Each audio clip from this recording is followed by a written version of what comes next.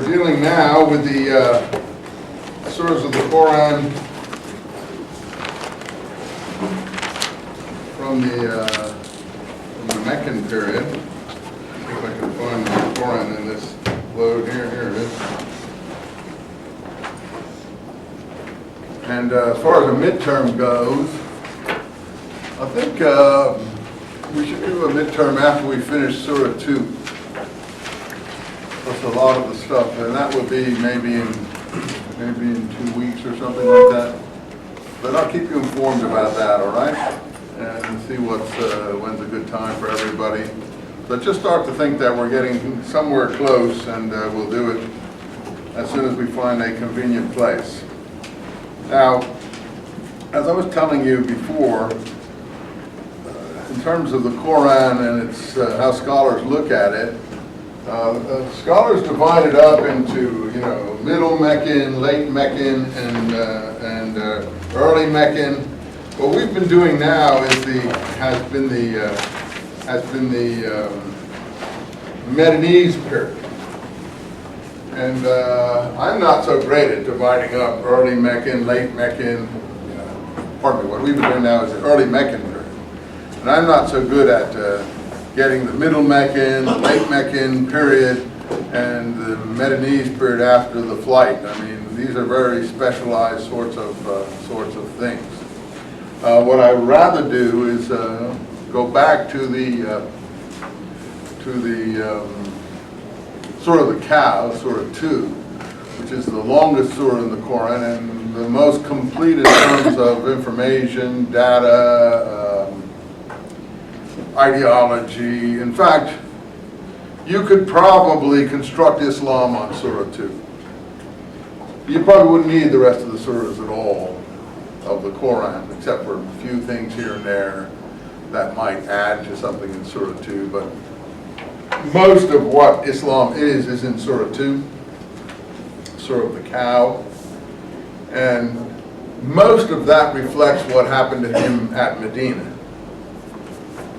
Now, I told you that there was a flight, and I can't remember exactly where we left off because it's been a few days, but the flight is known as the Hijra, and that is generally dated 622. But that is year 0 of the Muslim calendar, or year 1 if you want to call it. 0 to 1 is the first year. You turn off this phone unless someone calls me and goodbye. So that is really year 0. Now, we also had some battles going on at Mecca that I was telling you about.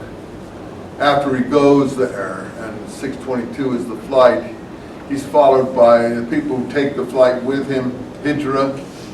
What are the people who take the Hijra with him called? Emigrants, people who leave with him, go to Medina from Mecca. Muhajirun, remember? I put that on the board. If I put things on the board, you better believe that I'm going to maybe ask you about them at some time. I don't put a lot on the Muhajirun. Here, HJR. HJR. That's how you build up Semitic languages, on the basis of roots. Most words in Semitic languages, Arabic, Hebrew, Aramaic, other languages of that kind, have 3-letter roots, and the 3 letters mean something, and then you play around with that root to get various meanings spinning off from that root. Islam, as I told you, SLM, peace, to make peace. Muslim, someone who makes peace. You add prefixes, you add suffixes for plurals, like English to some extent. You could probably say English is based on 3-letter roots, but it isn't. It's got, sometimes 2 letters, sometimes 5 letters. It's a totally different system, even though it spins off from words, essentially. German and European languages are more like English. English being based on a mixture of German and Latin. Germanic type words and Latin type words. So, and a few other loan words like see if I can think of one from Arabic. I'm not sure I can think of one. I think banana probably comes from Arabic or something like that. but you know, some specific nouns would come from other languages. We talked about Badr, we talked about Uhud, and the Prophet was wounded at Uhud. What date will we give Uhud? Well, around 625, 626 maybe. I'm not completely sure of the dates here. Badr is 624. I think one of the reasons for Badr was that he needed to give the people, Muhajirun, that came with him, that were exiles, and that put their whole life basically in his confidence, some reward, some sustenance. What better way to get it than to raid the Meccan caravan? But on the other side of that, once he did that, there was no turning back. Once you raid your own people in Islam, you're really an outcast, and or rather Arab tribal life, rather, not so much Islam. You're really an outcast. And, you know, like Cain says in the Cain Abel in the Bible, my curse is worse than I can bear. Anyone who comes upon me can kill me. Why? Because he's killed someone in his own family and tribe, his brother, as it turns out. And why is he worried about anyone coming upon him can kill him when there's no one else in the world? Well, the Bible doesn't explain that, but the point is, it's an old tribal, nomadic sort of kafir. Without your tribe, you have no protection. So if you've you know, been exiled, expelled, alienated yourself from your tribe, then you have no one to take what? Blood vengeance for you. So no, and you're at the mercy. Just like in inner cities, as I told you. Some people in the gang world of inner cities, unfortunately, even in this country, where our authorities don't seem to be able to crack this problem, nor in the prisons, which is very sad commentary on our democracy, to my mind. Can't protect its own citizens in some areas. You need the protection of a group. So if you alienate yourself from that group, then what's the situation? Anyone who come upon you can kill you. So the point there is, no one wants to alienate themselves from a group, which is why these gang situations are so durable, because the people know you have no protection over them. Not that they may not want to get out of the situation, they're stuck in it. And that's the same as all these others. So that's quite a brave thing to attack your own tribe. I think Muhammad, I can't say what his motives were, but I think he has several motives there. One, to go past the point of no return. Once you've done this, there is no return. It's either, you know, success or debacle. Nobody can opt out. They have no place to go. It's Islam or nothing. And then Uhud, it is a reversal, but the Meccans don't follow it up. They think the Prophet's been killed when he's only been wounded. And I think there's the key moment for the success of the Prophet. Had he been killed, and I'm not saying he should or shouldn't have been, that's not my business to say, this is one of those turning points in history. I don't think Islam would have come into existence in the same powerful way we see it now. And so just right there, a wound makes all of the difference. Hitler, for instance, was not killed in the attack on the bunker, and maybe 1 million people more lost their lives because of that. You know, and not only in concentration camps, but in warfare, and all the people who were involved in it were hung up on meat hooks and stuff. I mean, the terrible, terrible retribution was taken for a wound. If you, yeah. Do you think Islam would have actually still progressed at all? I have no idea. I wouldn't be able to comment on that. I said it as carefully as I could. Yeah. That's for you to decide for yourself. Okay? And I won't go any further. If it's God's will, in a Muslim's mind, it would have been anyway, according to the believer. So I don't want to get into whether I think it would have or wouldn't have. But the point is that I just said it wouldn't have been in this powerful manner as we see it at the moment. And well, take another example. In our own history, many of you are new Americans, so you don't maybe feel as connected to this as others might. Abraham Lincoln's assassination. Terrible tragedy for this country. I mean, almost undercut all the results of the Civil War, all those people dying and everything like that, and some complete little nitwit is able to sneak in there. I'm sure he was part of a Southern intelligence network, and knew he could get into that box because Lincoln had one weakness. He used to like to go to the theater, and this guy was an actor on the stage, and he knew that he came often, and he figured that he could get him whenever he wanted. And he did, but that set the whole country back 100 years in terms of its development, because Lincoln had the magnanimity, the foresight, the character to sort the whole situation out in terms of how to reconstruct, and Jim Crow and all that sort of thing that came afterwards. Instead, you had total chaos afterwards. And it's very sad, really sad. So one life can mean almost everything. So tragic when that happens in the events of people. Assassins know that, which is why they're so motivated to do this kind of thing. It's very sad.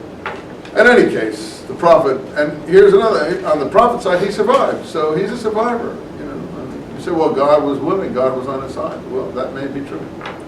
On the other hand, that is the, I think that's a more crucial moment even than the Hijra in my opinion. Yeah, because the Meccans would have suppressed things, I think, had this not occurred. That's how crucial it is. Next year was the trench. I think that's 627, called because of the ditch that was dug supposedly on the advice of a Persian Jew to the prophet called Solomon, who had been a new convert to Islam, and he knew the techniques of warfare in Persia. And he said, Medina is open on one side, it's protected on 3 sides by date palm plantationing. Cavalry can't operate among trees very easily. Dig a trench and you're safe from the Meccan cavalry. And that turned out to be effective, according to the Muslim historians. I'm only saying all this is according to the Muslim historians. I wasn't there, I can't check the evidence. You can evaluate. And the next year, the prophet seems to have gone back to Mecca in triumph, because the Meccan resistance fell apart after that. And there was this thing called the 628, I think, called the Truce of Hudaybiyah.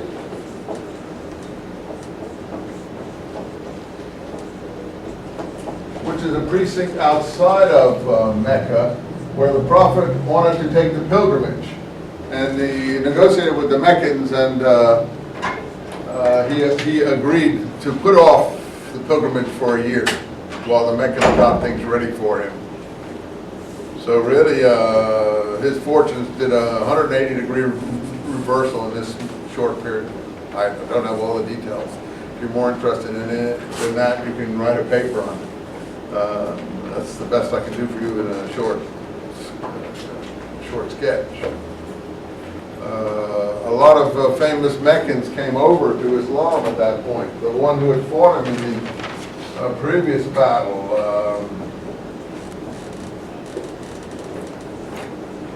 at Uhud, famous military commander who had been involved with the Umayyads, the principal clan. The battle, remember, was Uhud. He apparently comes in around this time. And even the leader of the Umayyads at some point here comes in, Abu Sufyan. He's one of the last, of course. And then a very famous person in the history of Islam, Amr ibn al-As, or al-As. I think you'll find a rough breathing mark there, Amr. I'm not sure though, it could be not. Check me out by looking in the books on that. There's a rough and a smooth breathing mark in the Arabic, as I explained to you. Boy, it's actually cold in here with the wind blowing. It's amazing. I've never felt this room like this in my whole time at Cal State Long. These are names that we'll hear about later, which is why I'm singling them out. And Though the Prophet stays in Medina, that's the center of Islamic administration. That's why these surahs that we're going to read are Medinese surahs, where Islam as we know it is developed. But they reflect a little bit of what the activity that's going on historically that we've just set forth. Now when he gets to Medina, the Arab tribes are feuding for some reason. That's why he's been called there. He's looked upon, as I told you, to repeat, like a kahin, a soothsayer, who were often called to resolve disputes because they were thought to be charismatic figures of some kind. But Muslims say, oh, he's not a soothsayer. But he's using the prosody of a soothsayer. That is the Koran, oh, you took her seat, you took her seat. We are saving that for her, okay? Because we know she's always comes in about 20 minutes late, so we're always saving her some place here. Anyway, he used the prosody, the rhymed prose of the Kahins to express himself in the Koran, which is the style of the Koran, it's the style of the Kahins. And so, how would you distinguish him from a Kahin? Well, Muslims say he's better than a Kahin, he's higher.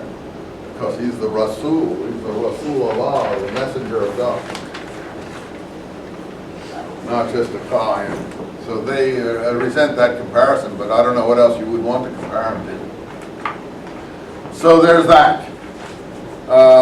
So he settles the disputes in Mecca. That's how he gets in Medina fairly rapidly. But there are some problems in Medina that persist. It turns out in Medina there is that Jewish population that I had mentioned to you previously that had been there for a long time when it was Yathrib, and were rumored to have brought the date palm plantationing down to Medina from Jericho. And I don't see any reason to contest that point. Jericho is like Palm Springs. It's a date palm plantationing area. In fact, the date palms, as I told you, from Palm Springs were once used to replenish the Jericho date palms because of a disease that had hit them one point earlier in the last century. So it's very similar. You get fruit stands around Jericho the same as you get around Palm Springs if you go out there in the wintertime. Just that the distances are much less in terms of Palestine area. So I don't see any reason why Jewish tribes from Jericho in the wake of the wars against Rome would not necessarily have withdrawn down to northern Arabia, where we know they were there in the Job period, because the Job book, 4th century BC or so, is all North Arabian place names. So the Jews were quite familiar with North Arabia, as they were to some extent with South Arabia because of the Solomonic connections. So however you want to try to shove them out of the picture, they are in the picture, and they're in the picture here in the Koran, because that's one of the groups the Prophet has trouble conciliating in Medina, and he becomes very resentful. And I told you previously, I mean, it's a weakness on both parts, I would assume. It's nothing to do with angels, I don't think. That's my personal opinion. Human nature is as it is. If someone rejects you, you get resentful towards that person. And vice versa. You reject someone because you don't think that person is properly representing the tradition which you know. So, I mean, this is an inevitable split that's going to occur, but it gets extremely bitter. Now, the Jews don't have a record of it, but the Muslims do in the Koran, and so you get negative statements about Jews in the Koran, which in fact are echoed today in the modern political situation, which make the modern political situation even more intense. But on the other hand, the Muslims do not acknowledge their debt to the Jews, because the fact of the matter is the Koran is like 2/3 full of Jewish material. So, I mean, you could be resentful towards Jews. On the other side of it, I don't think it's very gracious or forgiving or generous not to acknowledge that 2/3 of the material in the book come from Jewish sources. You can say it's from an angel as much as you want. That's fair enough if that's how you want to see it, but it's still Jewish material. that the angel is being the intermediary for. I mean, all the stories about Abraham, Aaron, Jacob, Ishmael, all that is biblical material. Maybe it's his own version of it, but it's biblical material. Joseph, I mean, I don't think he knows anything but the Bible, frankly, in terms of data, or the angel, whatever. Now, it's Jesus. Not so much Christian material, you see. Just a few comments about Jesus in the Koran, and a couple of comments about John the Baptist. But he doesn't even mention Paul. He doesn't even seem to know who Paul is. I'm not even sure if there's much about Peter. Nothing about the other apostles. So his knowledge of Christianity is what? Paper thin. You follow me? It's paper thin. Even though there's influence there. The knowledge of Judaism is like a vast ocean. So I mean, you have to be fair, don't you think? Doesn't that say something to anybody? I mean, it doesn't say anything to most Muslims, because everyone is trapped within the confines of the mindset that they are born into, and you can't get out of it unless you go somewhere else or go to a university or something. Most people, it's like being in inner city in a situation of that kind, where you're trapped within the group that you have to pay allegiance to. You cannot say no, otherwise you can find yourself in terrible straits.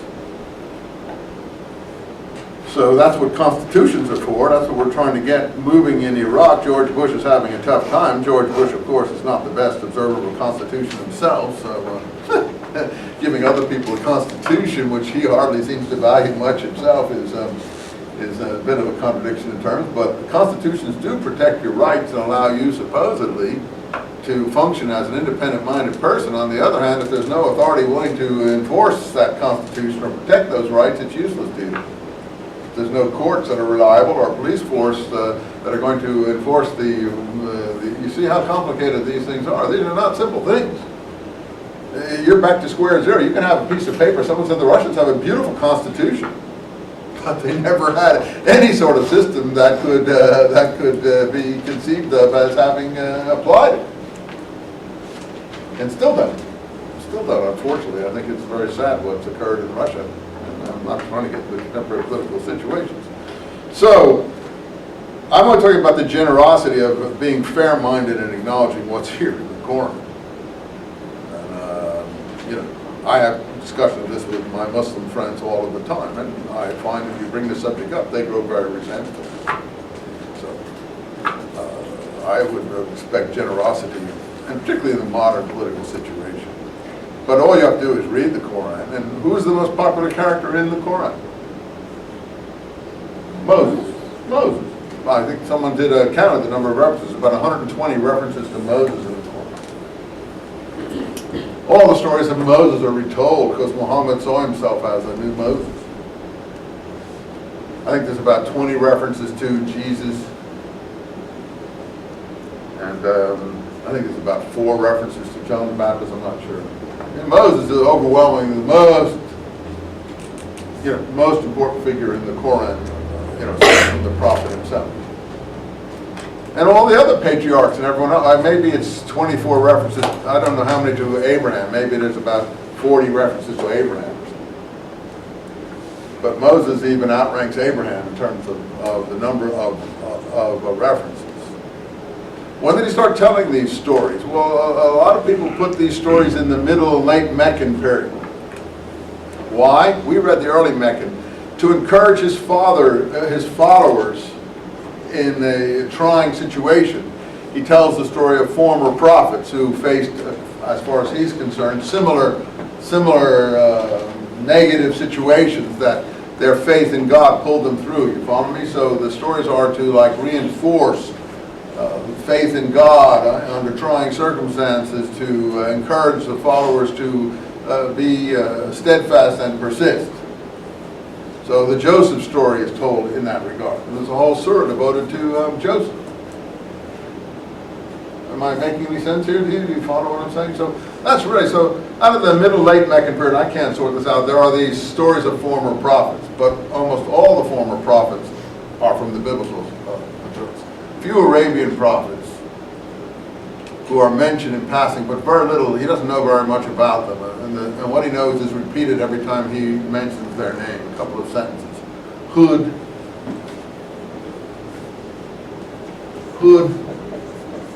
Salih, and their people are called Ad and Thamud. That's basically what he said. Hud went to Ad, I think, and Salih went to Thamud. But I've worked this out in my own work, and I have some papers on the relationship of Hud, Salih, Ad, and Thamud to conversion, Jewish and Christian conversion stories in northern Syria. It's in my book, James, Brother of Jesus. It's also in the new work that you're working on. So Hud, Salih, Ad, and Thamud. I've had this as Yehuda. I'm sure that's what Hud comes from. Take this off, take this off. That's Hud. Salih means righteous one. We know in early Christianity that James was the righteous one. Ad, northern Syria, is a place called Adiabene and Edessa, where these people went to. And Thamud, to my mind, is Thomas in early Christian history. He's one of the people that's sent to northern Syria. But that's my own theory. You don't have to, that's not a fact. That's not a proven fact. I've written papers on it. I'm sure it is correct. And I think he got these northern Syrian conversion stories from his travels into the Mesopotamian area. He got but nobody who's a believer is going to accept my position on this. So don't even think that they would, or even run it by them. It's just something that I've worked on myself. You can read about it in my book. Because I happen to know the Koran, I also know early Christian history. So because I know these things, I see the echoes. Now, what's the traditional view? These are Arabian prophets somewhere in the Arabian Peninsula. The thing is that in Greco-Roman times, Arabia extended all the way up to northern Syria and Iraq. The Romans called that whole area Arabia. And they saw the northern Syrian petty kings as Arabs, as Arabian kings. I explain all this, as Al will tell you, in this book of mine that I've written. Never mind that. Let me erase that for you. Take it too seriously. That's not officially part of the situation. Gone. Off the board. Easy as that. Erase a person's mind. Gone. Just an idea. I think it's true, but it's just an idea.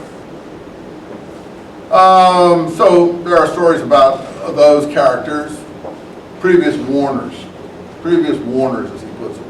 Moses is a warner. John is a warner. Jesus is a warner. These characters are warners. What? What's the definition of a warner? A warner warns about something. Or warns? Warn, yeah, warns. Previous warners. Not a new word. And usually warners have a message. And the early message of the Koran was what? A painful doom. Basically, it's John the Baptist. Repent, repent. Otherwise a painful doom. It's regurgitated John the Baptist material, put in Arabic poetry, which is fine. And where would that come from? I think it came from those Subba of southern Iraq who followed John the Baptist. To this day, they're there. To this day. To this day.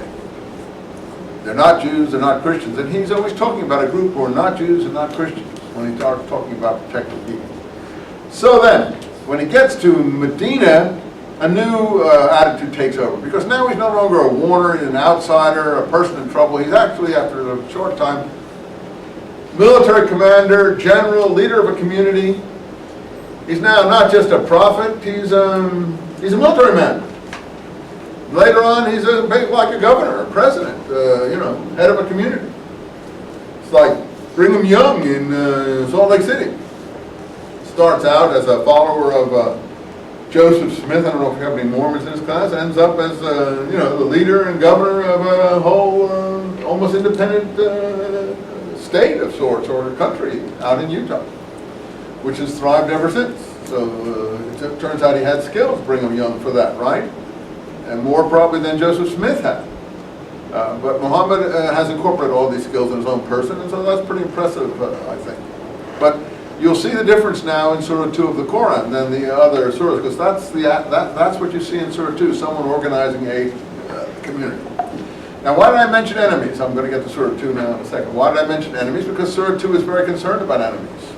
So there are two kinds of enemies there. I mentioned the Jews and Christians, but he doesn't have much to do with Christians because there's not a lot of Christians hanging around these places.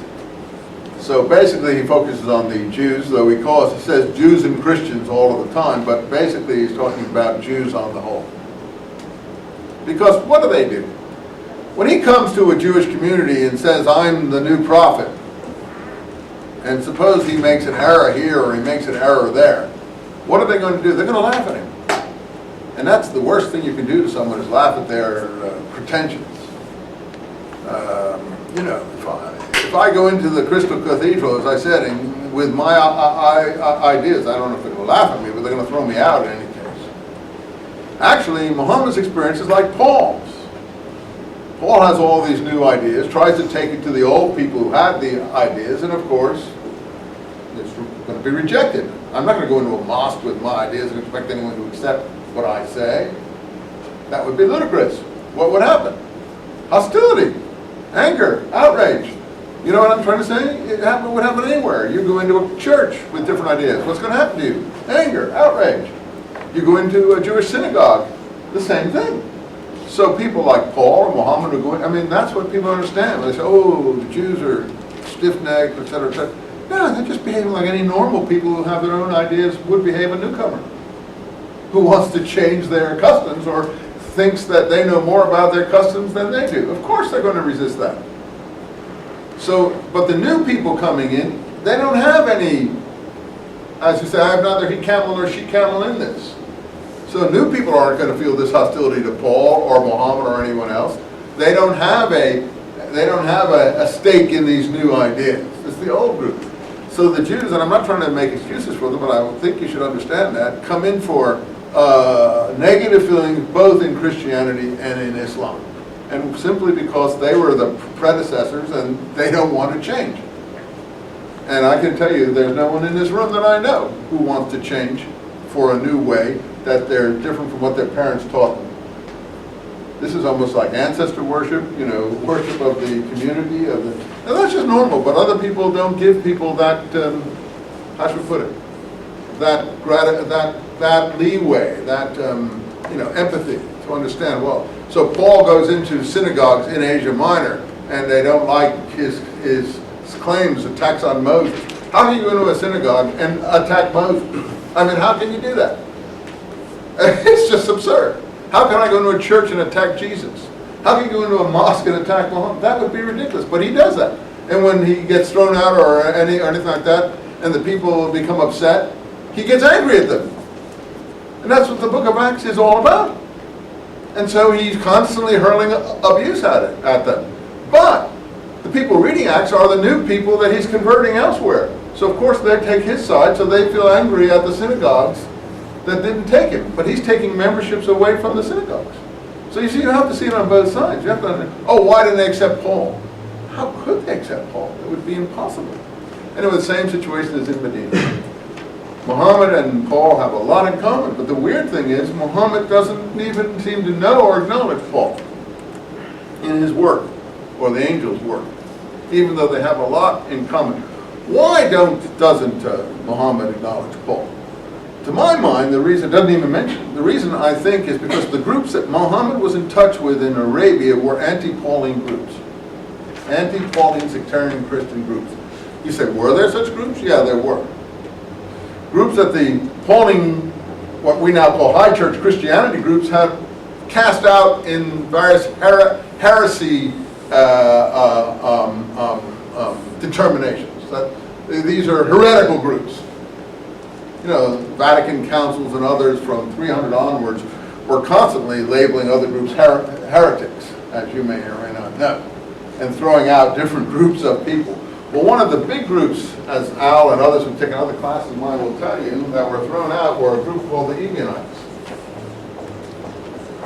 Later on, by the way, all this fuss over the Da Vinci Code and everything else, so later in the Middle Ages you get the Templars thrown out, or the Albigensians in southern France, and they're following a heresy supposedly, what's that heresy called in southern France? Any of you know the name of it? Arianism, I think it's called. But in any case, earlier heresy that was, then look, Crusader armies wiped out vast communities in southern France. In other words, they thought that they could kill people because of this. It's still going on in the Muslim world. They go out there in Afghanistan and blow up Buddhist statues. Beautiful artworks that are like been there for 2,000 or 100 or 1,000 years or so. Just blow them up in one day. These are pagan. These are idolaters. Gone. So people feel they have a right to do that, including murdering people. I don't think anyone has that right to do, and that's what I think constitutions protect. We'll see how far. George Bush's efforts in Iraq, I believe, are noble, even though I think he's gone about it in a ridiculous way, and he's a dopo, and he's a jerk. But I do believe the ambition is a noble one, and even though I'm not sure what his reasons behind were, but the idea of a constitution in some of these places is a noble idea to protect people's rights. Now, maybe that's not what's going to develop, and you can say, oh, it's just fake and all that. All right, I take your point. I'm not saying that the motives were noble, just the idea is noble. I don't know what his motives are, and I don't know what his motives in Louisiana are. I have no idea. I can't judge these people. I don't know. But just the idea of trying to protect people's rights with the Constitution, to my mind, is one of the most noble things you can do. Anyway, the Ebionites were a Jewish Christian group called that because in Hebrew the word Ebion means poor, called the poor. By the way, the people they wiped out in southern France also called themselves the poor ones, interestingly enough. And of course, some of the Crusader groups by the 1000 AD were calling themselves the poor ones for Christ. There was the Children's Crusade and other groups of poor ones, take about poverty. There's a lot of connections here. So these Ebionites are a very early group, and and the Dead Sea Scrolls that I work on are very Ebionite. They call themselves in the Dead Sea Scroll poor ones. One was poor, Ebion? Yeah, Ebion means. So they call themselves poor in the Dead Sea Scrolls. They actually use the word Ebion repeatedly, don't they, Mr. Paris? Yeah.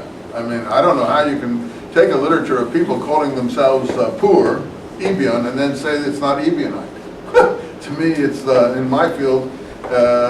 You never hear one word that these people in the Dead Sea Scrolls are Ebionites. But it seems to me just like standing right out on the surface. So I think Muhammad these are refugee groups that I think penetrated southern Arabia, Jewish, Christian intermediary groups, or penetrated Arabia.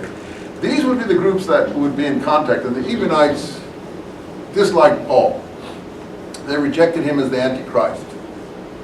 They said that Jesus was not born by miraculous, immaculate conception. He was generated in the normal way like any other human being, that he was only advanced among other human beings by his practice of righteousness. There was no supernatural aspects to the whole thing, and his practice of the Torah of Moses and so on. So they were a group in between Judaism and Christianity. I think they're the original Christians from Palestine, frankly. I think that's what they really are. I think that's what Christianity originally was before it went, this is very complicated, overseas. As I told you early in this course, poetry is truer than history. So what people think happened is more important than what really did happen. I said that last night, didn't I? So that's true in every sense. So nobody knows this history. No one has tried to tell people this history. That's the meaning the Dead Sea Scrolls really have, to uncover an intermediate situation. And now we have documents that actually tell us about that intermediate situation. And since these documents are talking about Ebion all the time, to my mind, they're Ebionite documents. But they're not the way Ebionites are portrayed by their enemies. In any event, however this may be, the point is that those are the groups, they would be anti-Pauline. Why? Because they believed in the law of Moses. and thought you first had to come into the covenant to accept the law of the Moses and the covenant before you could claim to be heirs to the covenant. Now, Paul is arguing very vociferously against this in Galatians. He feels the covenant's a curse. You shouldn't take the law on yourself. Circumcision is a curse. As you know, Muslims circumcise themselves. Why? Because of the Hebrew covenant. That's why. And all these other groups. They don't circumcise themselves the same age as Jews. And I said in my biblical class the other night, didn't I, that Ishmael is circumcised at 13 in the Bible. I think that's where the Muslims get the idea of 13 from circumcision. In any event, they do more or less follow the law of Moses, and Moses is a hero to them. They certainly prefer Moses to Paul. On the other side of it, they're having the same troubles that Paul has with the Jews in Medina. The same troubles Paul is having with the Jews in Asia Minor. So they turn against them, the same way Paul turns against them in Christianity. Because they mock, like anybody would mock the claims and things like that. That's just the way people behave. If you're not gracious, and you're supposed to be charitable, a Christian is supposed to be charitable. You're supposed to turn the other cheek. You're supposed to love your enemies. I don't see any of that in Paul's writings, not one iota of love or charitableness or anything else. All I see is a massive ego going insane in terms of his own claims. But I see no love, no charity, and no loving your enemies. But I know that's what Christians say is supposed to be believed. But you open Paul's letters and you'll hardly see any evidence of it. And the problem there, of course, is that's what inquisitions are based on. Paul says, if anyone teaches a gospel different from my own, let him be accursed. Look, do I make myself plain? If anyone teaches a gospel different than my own, he is to be accursed. Well, that's the basis for seeking out heretics right there. What letter is that in, by the way? Well, see, even believers don't know where that is. It's in Galatians. It's in the very first chapter of Galatians, where he's fighting tooth and nail against the groups that I'm talking about. He's talking about the groups in Galatians. That's who he's talking about. Not Jews, per se. He's talking about Jewish Christian groups that he disagrees with. He's arguing. Groups that have a different Christ than he has. He's very attack-minded. There's no, as I said, charity there at all. One point he talks about circumcision. He says, obviously says in the end of Galatians, oh, tell those who are disturbing you, meaning the communities he's put down in Asia Minor and Greece. Tell those who are disturbing you, I wish they would themselves cut off. Meaning that they're being disturbed by circumcision, and what he wants them to do is cut their own sexual parts off. That's what he's saying. You say, you sure that's what he's saying? Yeah, it's a ribald joke on circumcision. And you see, to say such a thing means that you're really, you've got a lot of aggressiveness in you. A lot of aggressiveness in you. Now, I say this to an average Christian, now look at me daggers. Because they haven't read the material, and no one's ever explained it to them like that, because these are saints, so how could they have aggressiveness in them? But if you then step outside of your upbringing, of your world, become a scholar, an academic, read the things with an open mind, in a critical way, you'll see that that's exactly what he's saying. And it's a very cruel thing to say. I wish they would cut their own sexual parts off, basically. And we see that the issue is circumcision. That's the issue all through Galatians, is circumcision. He's against it. The prophet's for it. So obviously he's not going to mention Paul. But his attitudes are the same as Paul. He uses Paul's method. The same method Paul used against the Jews, Muhammad used against the Jews and the Christians. This young lady's looking at me rather dubiously, but I can assure you it is true. And you wouldn't know it's true unless you'd read Paul. So you can't evaluate what I'm saying until you read Paul. When you read Paul, you'll see that it's the same approach that Muhammad or the angel takes. Now I know all this is miraculous, so I don't have, I can't, tell you who's taking this approach, the angel or Muhammad. That's for you to decide. But since, as I said, in universities we can't deal with miracles, we do deal with those in mosques and churches, I'll just take the simple approach, it's Muhammad. If you want to take the miraculous approach, that's fine too. I'm not against that. However it is, and it may be miraculous with Paul in Christianity. Paul thinks that he's in touch with what? Christ Jesus in heaven. He has a straight line through to Christ Jesus in heaven. He calls the line that he has to Christ Jesus in heaven, where he gets all his ideas from, an apocalypsios. An apocalypsios in Greek means visionary experience. He's having direct visionary experience of Christ Jesus in heaven, even though he never met him, and even though he persecuted his followers when he was in his early career. But now he's got direct line to Christ in his letters, and he's teaching what Christ tells him to teach in a supernatural way. Well, that's the same as the angel claim in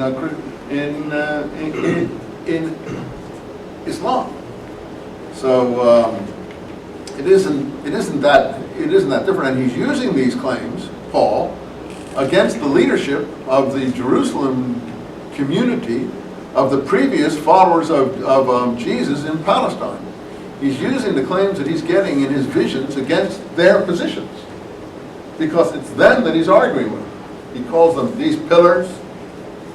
Hebrews are they? Apostles are they? Super apostles? Apostles of the highest degree? Their importance means nothing to me. Not that their importance means anything to me. They say they're servants of righteousness. Actually, they're servants of the devil, posing as apostles of Christ. He goes on like that. And it's tough to deal with someone like that if you're on the other side. Particularly if you're a new person coming in and having a clue what all the arguments are about to begin with. So yeah, Paul's enemies are actually the people above him in the early church. The ones he disagrees with, who have other doctrines, and one of them is the law of Moses. So I'm finishing up here. That's why the Ebionites consider him the Antichrist. And they also have the idea that there are false passages in Scripture the Ebionites have, Christian Scripture particularly, that have been introduced obviously through this process here. Muhammad has picked up that doctrine in the Koran. He says that the Jews and Christians have introduced false passages in Scripture. And they're not telling the people about me. That they throw the things behind their back and don't really reveal to the people that I'm coming. These are some of the accusations he makes that I say reflect his situation in Medina in the early years. And he makes these accusations, as we'll see, you'll see them in Surah 2. False passages, throwing the Bible behind their back, not telling their people the truth. And he groups Jews and Christians under that category. I think I've said enough on that score, haven't I? You understand it's a very complicated thing, and I know it's not nice to have to go into. And I don't think anyone in the world that I know goes into it in the way I just did. And I think I'm a minority of one, so you don't have to listen to me. I'm one against 30 billion people, okay? So the 30 billion people must be right, and I must be wrong. So you should go according to 30 billion people. I recommend that pass. Don't listen to me. But on the other side of it, if you look at it yourself, you'll have to decide these things for yourself. I'm not recommending you take the position I just told you about, but I think that would be something worth considering. So why don't you tell us the Orthodox one? I think, well, that's quite clear with the Orthodox position. These people are supernaturally guided, and everything they say is right. So I don't really have to deal with the Orthodox position too much. It's right there in the book itself, whether it's Christianity or it's Islam, or even Judaism in the rabbinic text. You think I'd be kinder to the rabbinic text, but those who know me know I wouldn't be. In any case, be that as it may, or even the Old Testament. You're taking an Old Testament class, aren't you? Are we kinder to that book? No, we're not. So, I mean, no, we try to deal with the things the way a modern mind who's living in the, modern world in a critical universe and, scientific universe would deal with it. All right, enough of that. Who are the other group of enemies in the Medinese surahs? And they don't usually divide the Medinese surahs up into middle, late, early, or whatever. One are the Jews and the other are the hypocrites. The hypocrites. By the way, at one point in Galatians, you'd be surprised to know that Paul calls Peter and Barnabas hypocrites. He twice calls them that. Your hypocrisia, he says in Greek. So this is not even a new term in Christian history. And there's a correspondence between Jerome and Augustine, who's a young person just coming into the fold from North Africa, and he writes, Jerome was an old scholar in the end of the 400s, beginning of the 500s. Jerome, I've just come across this passage where Paul calls Peter a hypocrite. How does he dare call Peter, the leader of the church, etc., etc., etc., etc., a hypocrite? Can you explain this to me? And Jerome says, after waiting a year to answer him, there are some things best left uninquired about. There's no answer to it, obviously. But the answer is what we're dealing with here, the anger they feel over someone who rejects their position. Muhammad has these people he calls hypocrites or backsliders. I think the word in Arabic is munafiqeen, or munafiqun, I think it is, that's what the word is. Anyone in the Arabic speaking, give me a better translation than that? Munafiqun, I think it is. Munafiqun. In any case, they're the hypocrites, the backsliders. They're people who have come into Islam but have not really followed it and are lukewarm Muslims and are really backsliding and betraying it. I think it's terms used in the present day as well. Okay, I think I've said enough about this surah. Let's look at what's in it. So we can recognize these later surahs by the enemies in them. And as I said, some of the enemies are these munafiqun, hypocrites. So I think you can, there's two categories here in the surah of the cow. And you say, well, aren't they in the early surahs? I didn't see them in the early surahs. We read the early surahs. Because he's not the leader of a community at that time. He's not the boss, as it were, the military commander, the commander of the faithful. He's not dealing with backsliders there. He's dealing with situated people, trying to encourage people to keep on struggling. So he doesn't have those terms as such. The Jews don't play any part in the early surahs, because he hasn't met any Jews to speak of in Mecca. It's only in Medina that he meets them. Okay, you said, well, he's influenced by the Jews. I didn't say he met them in Mecca, did I? I said he may have met them second-hand, third-hand, other places, even Christians, sectarian Christians, heretical Christians, Ebionites, people halfway in between, people on the caravan trade, people in southern Iraq, people in northern Iraq. There's many places, people in southern Yemen. I didn't say he met them in Mecca, so don't say, oh, Professor Eisman, where did he meet them? He didn't necessarily meet them in Mecca. I don't think he did. Okay, let's read this. Alaf Mim Mim, the Surah of the Cow. By the way, even the name of the Surah of the Cow, what's it based on? Well, surprisingly enough, it is something that's a very obscure thing in Jewish Mosaic Torah law. It's called the red heifer. The red heifer. And what it is something that enthusiasts for rebuilding the third temple are very interested in at the present time. And he knows about it. And that's what this surah is named after. He knows about this. That's how precise his knowledge is. He calls it a yellow heifer. That's just a translation from Arabic into English. He means a heifer of an odd hue and of all pure one color. And it has to do with finding one of these heifers, which is halfway between a calf and a cow, and finding it and then, sacrificing it, immolating it, and taking its ashes for special purification purposes. And he refers to that here in the Surah of the Cow. That's how much of the Torah of Moses' law he knows. And he doesn't play games with it as Paul does. He doesn't say, for instance, as Paul does in 1 Corinthians, Moses put a veil over his face, as I've told you, so that the children of Israel wouldn't know that the light of the law had gone out. In other words, in the Exodus, Moses is in the tent, not that I believe these stories, I'm not saying he should, but that's what the story says. He's in the tent of meeting and he's talking to God face to face, and his face is irradiated from being in the divine presence, whether it's up on Mount Sinai or in the tent of meeting. It's all in the book of Exodus. And so that to protect the people from being burned up or irradiated when they see him from having been in God's presence, he puts a veil over his face so that they won't be burned or something. It's a mythological story. I'm not entertaining it. It's historical fact. But that's what the story is. But then you can't come along like Paul and say, oh, well, he put a veil over his face because he was a charlatan and didn't want the people to know that there was nothing in what he was teaching. That's what Paul says in 1 Corinthians. Fair enough, if that's what you want to say about it. But it's not a very kind thing to say. It's not what the story said. But Muhammad doesn't do that kind of thing. Muhammad, when it's about the red heifer, he takes the red heifer seriously.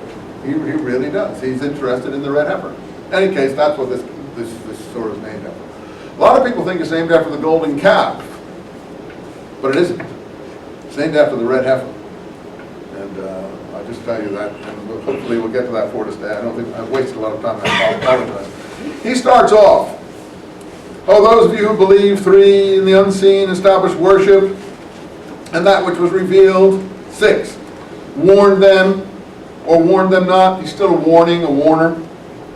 And we believe in Allah, the last day.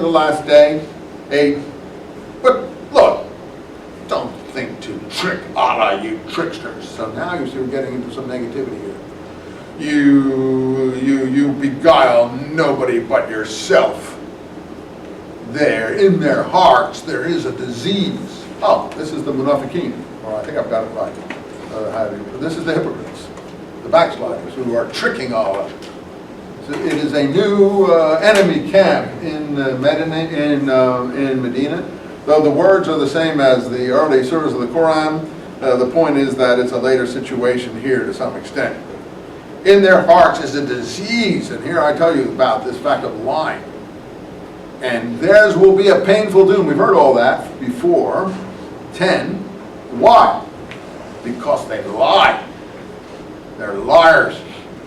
So the lying, I mean, there's antagonism here, wouldn't you say? Aggressiveness, just like in Paul, there's a lot of aggressiveness, antagonism in Paul too. There's aggressiveness here. The believers never see any aggressiveness here in these things, but there is. If you're fair-minded, if you don't want to be fair-minded, well then there isn't. But that's up to you. And are they not indeed mischief makers? Suppose you were one of these people and you were being called a mischief maker. Next thing you'd have your head sawed off. But in any case, these are mischief makers. But they perceive not. Shall you believe as the foolish believe?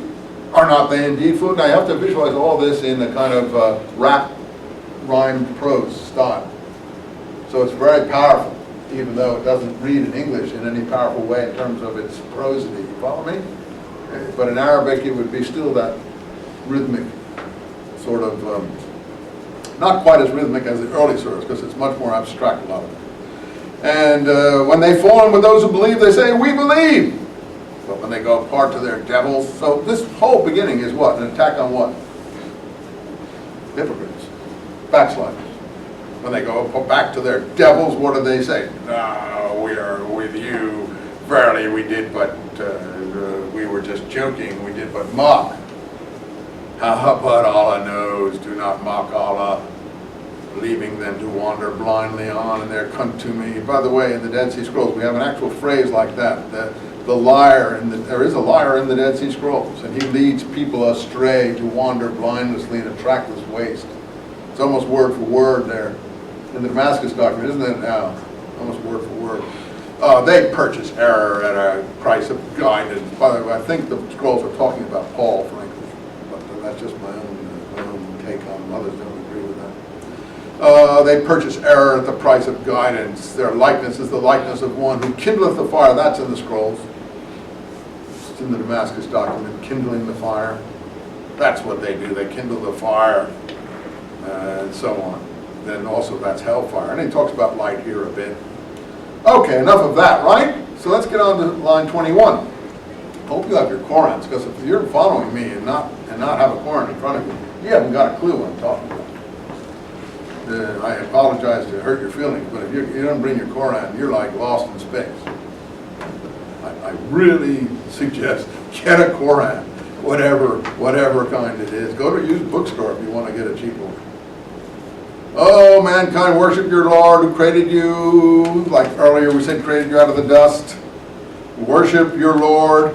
who hath appointed the earth and water to pour down, and do not set rivals up to Allah. There's none but Allah. And if you are in doubt concerning that which we reveal to our slave, our servant, this is another one that's famous in Islam. How about you doubters? You don't believe me, what I'm saying. See, he's having trouble with people who are doubting him. And that the angel's revealing things and they're mocking him. He says, okay, you guys. And I think this is one of the best challenges in all recorded religious history. If you think I'm a baloney artist or whatever, then produce a surah of the like thereof. If you can do better than me, do it. Otherwise, shut up. Then that's his only argument. He doesn't do like Paul saying to the angel. He says, you think I'm not telling you right? Come on, write a surah the way I do. If you can't, be quiet. So the miracle is the Koran itself. If you're a good a poet, a good a visionary, a good a prophet as me, show me. Otherwise, be quiet. That's a great argument. I think it's one of the, I give him that one, numero uno, for a good argument, or the angel. And call your witness beside Allah if ye are of the truthful. And look at this lovely contemporary. See how human this is? Are you following me in your Korans? I hope you are. Is it similar? He says, this is the translation here. And if ye do it not, and ye can never do it. I love that. You can never do it. You bull, excuse me, can I be crude? You bull-ass artists. You can't do what I do. You can't do it. That's his argument, and it's a good one. Then guard yourself against the fire prepared for that. So there's the fire. Hellfire, we've heard about it. For disbelievers whose fuel is men and stone. Okay, I've dealt with these mockers, naysayers, backsliders, hypocrites, whatever. Go on. You don't like the Koran? Do better. Am I wrong here? Isn't that what he said? Anyone challenged me there? That's what he says. That's a great, famous line. And give glad tidings, O Muhammad, to those who believe and do good works. Ah, there it is again. Believe and do good works. Believe and do good works. Capsule description of Islam we already encountered, but I think it really comes in this period. Believe and do good work. Do. Your works are what you sent before you. Where is the first time we ever encountered that? I've told you about 4 times now. But who can remember where we first encountered that? Letter of James. 2nd chapter of Letter of James. The attack on the empty-headed man, probably the attack on Paul, who was saying you were only saved by faith. Your faith saves you in grace. No. Letter of James, if it's James or some other, wrote it. No, Abraham sacrificed Isaac, or in Islam, Ishmael, and that's a work. I don't think it's a very strong example, as I've told you. And that's how we're saved, the way Abraham was saved. Faith and works working together. Faith and works working together. Well, here it is. Believe and do good works. Faith and works working together. The Koran is Jamesian, my friends. And if you don't know even who James is, then you can't even make that pronouncement. Very few Christians understand that. Very few Muslims understand that. Almost no Jews understand that. I don't even know most Jews, except from reading books that I've written, who ever even knew that James existed. Except he was one of the most important persons in Jerusalem. Now we have an ossuary that they're forging in his name because they discovered he exists. In any case, all that came out of these classes. I'm very proud of that. That these classes taught me a lot, and I hope I teach you something. I don't know if I have a lot to teach, but they taught me a lot anyway. Believe and do good works. See how many times you can find that description as we move along. That's what Islam is. So it's not Pauline, it's Jamesian, and that's why he never mentions Paul. And there are gardens underneath rivers. That was given aforetime. And don't anybody expect a believer to know these things, because the believer hasn't studied Paul and James. Doesn't know anything about the Dead Sea Scrolls. Never read the original documents. Why would a believer understand any of that? How could they? How would they? Who's given them the sources? It'd be impossible. Allah disdaineth not to coin a similitude even of a gnat. But who he leads astray, Dead Sea Scroll language right out, he leads astray who he would. And those who break the covenant, that's big in the letter of James, big in the Dead Sea Scrolls. Be a keeper, not a breaker. The definition of the chief group in the Dead Sea Scrolls are the keepers of the covenant, and the enemies are the breakers of the covenant. Paul's not interested in keeping or breaking the covenant because he's a breaker himself.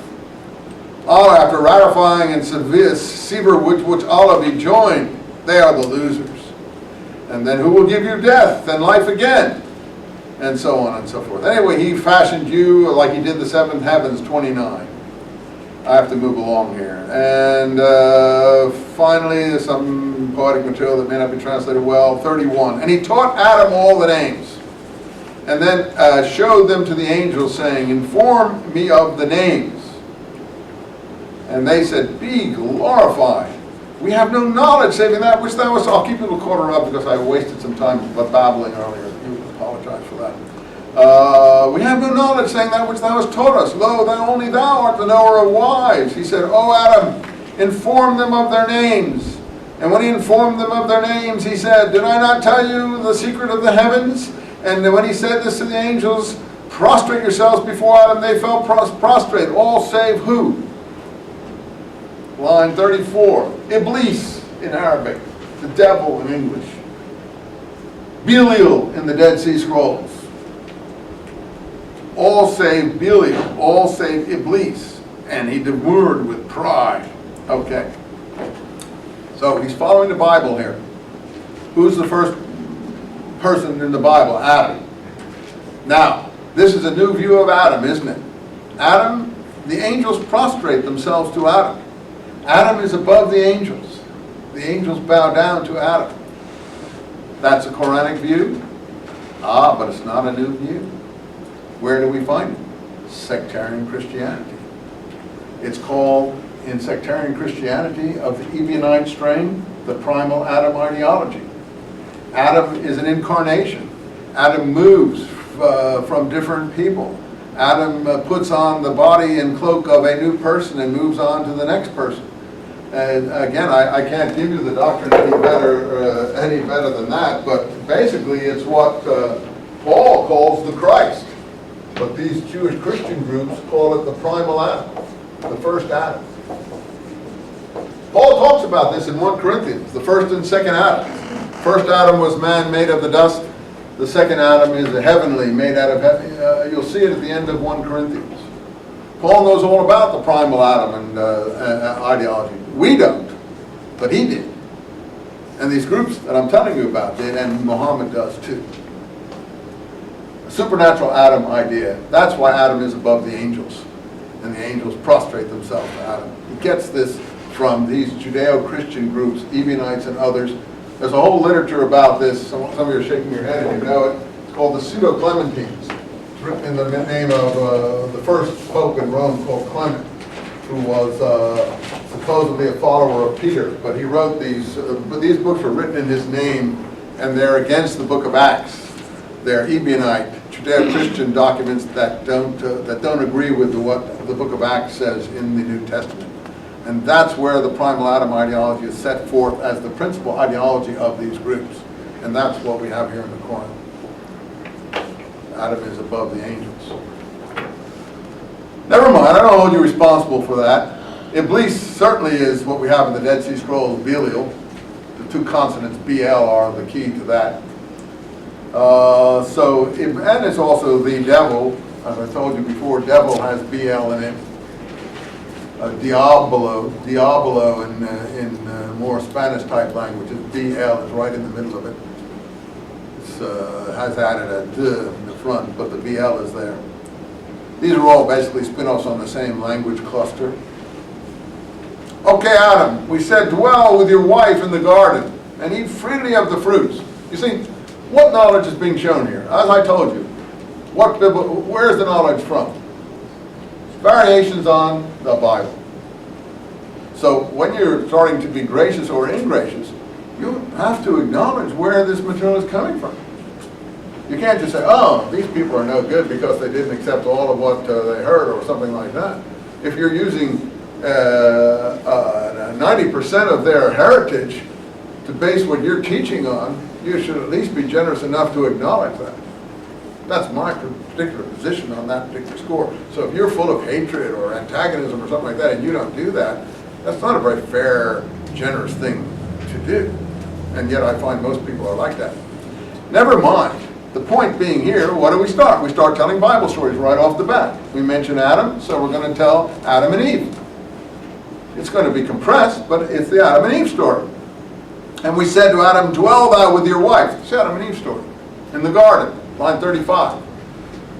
So we're getting former stories, but not so much to encourage people. And, fall down before Satan. And Adam received from his Lord's words of revelation, and so on and so forth. But they did disbelieve, line 39. Oh, children of Israel, 40. Israelite, children of Israel stories. I'll only keep you for another couple of minutes. I want to find a good place to break it here. My favor wherewith I favored you, fulfill your part of the covenant, and fear me. Establish worship, 43. Pay the poor due. Bow your heads with those who bow in worship. These are the basic doctrines of Islam now as they bubble out of Medina. And we'll hear them repeated over and over and over again. We didn't hear them in the early Medinese surahs. He's now got it down to a kind of capsule description. 47, O children of Israel, I'll come back to this. Remember the favor wherewith I favored you. And we delivered you from Pharaoh's folk. 49. Okay, what story are we on to now? The Moses story.